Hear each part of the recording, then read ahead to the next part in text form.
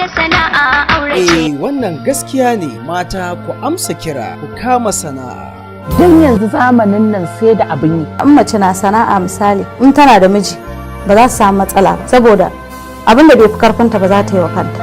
Don addini dai bai hana sana'a saboda mun tashi mun samu tarihin Annabi sallallahu alaihi wasallama da ya aure na Khadija da sana'anta ya ganta kuma har ya taimaka. Yau idan mace tana da sana'a aka ce a mijin nan ya Allah ya yi mishi rasuwa ko wani abu za ta iya zama ta rike 'ya'yanta.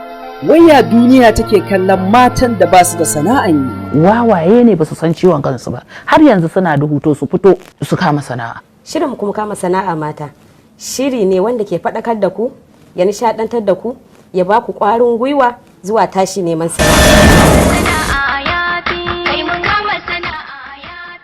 A'a, bana samun tallafi daga gwamnati ko daga wani a'a.